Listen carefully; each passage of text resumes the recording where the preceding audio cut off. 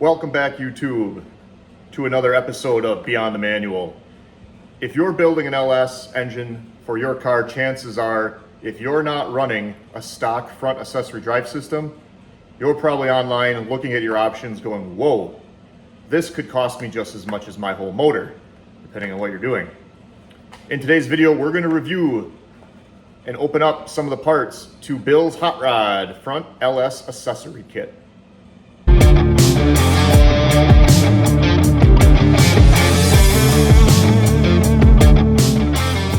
All right, so let's take a look at the parts that come in this Bill's Hot Rod LS Front Drive Accessory Kit. Now, what initially led me to buy this kit is the cost. We can check online here at the end of the video, but I believe that the cost on this kit was like $1,200 to $1,300, which is significantly less expensive than everything else I've been able to find. And we'll go through what's all included. I think you'll be as impressed as I am.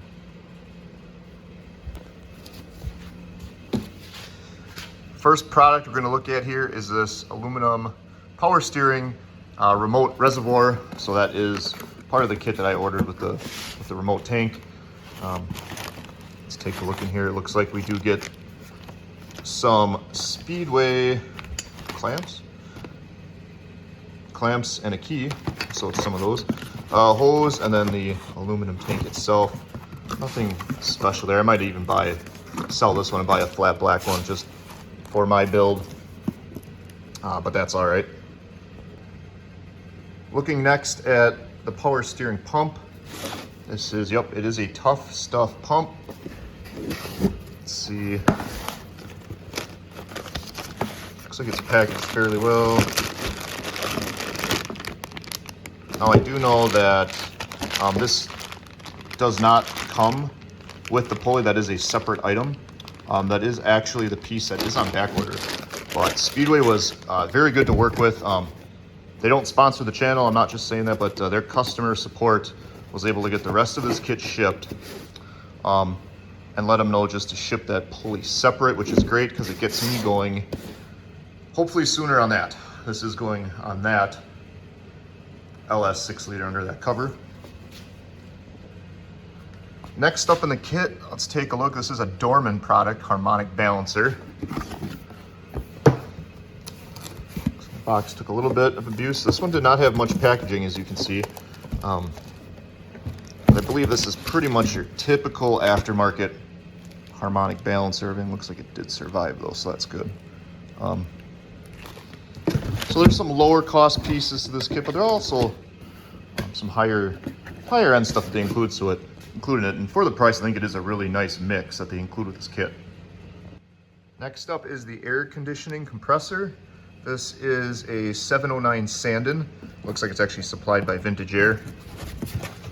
I'm finding that they supply parts and pieces for a lot of these kits. But it is one of their mini compressors, I believe. Someone can correct me if I'm wrong. Not much to see on that. They're pretty well known in the industry. Kind of set the standard on a lot of aftermarket air conditioning kits for classic vehicles. Some smaller items in the kit. Looks like we have a spacer kit. Now this is for, I should have started with this maybe, but this is using F-body / GTO spacing. We have an idler tensioner. I did not open this up yet, but these two are Dorman products. Again, I'm okay with that. These are little bits and pieces I can always replace if they go bad later. I'll have to study up on them a little bit more, but it's like a typical tensioner to me. I'm not really sure what can all go bad on there. Maybe the spring, if anything. Idler pulley, nothing too exciting about that. I think we need to open that one up. I also like that this kit came with an alternator, and most of them do. But I do like that this one is a 180 amp alternator, as I will be running electric fans. I do have to make sure the battery has a nice charge in it because I happen to know Holly's pretty finicky about making sure you have a solid 12 volt source. This one I believe is made in China. Wow, wow, wow. That's all right. Again, it's an easy part to replace if this ever goes bad. But this very much looks like your standard LS style alternator. Looks like they do give us that boot, which is nice. It's kind of molded on the back. I wonder what this is. I wonder, this should be a 6-pin. I can find the connector on this. Yep. I'm sorry, a 4-pin. 4-pin alternator. I believe that's pretty standard on an LS, although I am not an LS expert. But I have friends that are. Come on, little fella. Now these two pieces are specifically from Bill's Hot Rod. First one we'll look at, what is this thing? Alternator power steering bracket.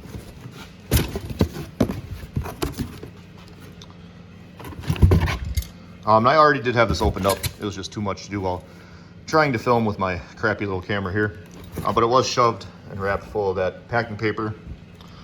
In first glance, it appears to be a fairly solid bracket. I mean, it has a nice powder coating on it. I like that they put all the hardware kind of where it goes, so you're not just having to sift through a giant bag of hardware and then wondering. Belt direction pulley, solid. I don't feel a lot of slop in it. I'm pretty happy, not really knowing what you're gonna get. It is a nice bracket. I think that'll go up pretty nice. Look pretty sharp on the engine. What's this next one? Oh, okay. There's Series 2 LS bracket for the air conditioning. Yeah, this is pretty much how the other one was packaged up. Let's make a mess here.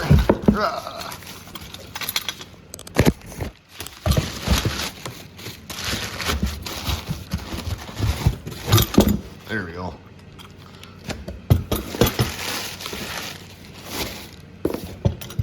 Again, it appears to be the same 1/4 inch thick steel plating. I believe this is going to mount up like this on the engine block. But I do know that this does have the they did include the spacers, so if you have a different compressor, I believe this kit will fit a few different brands or varieties of air conditioning compressor. Overall, I'm very happy with that bracketry. Let's move on to the next part. All right, so the last two pieces here. This one probably took the most abuse in shipping. A couple holes and gouges here. But this is a OE style water pump. Again, I'm assuming it is for, like everything else, that F-body GTO style with the right spacing. I don't know Airtrex brand. If someone does, let me know below in the comments. Interested to see if this is a quality product or not. Looks like we do have some gaskets and an O-ring. I guess you'd expect for a water pump. Come on over there. You little bugger. Okay. So first impressions, it looks like it's got a pretty nice casting overall. There's not a bunch of sharp metal edges.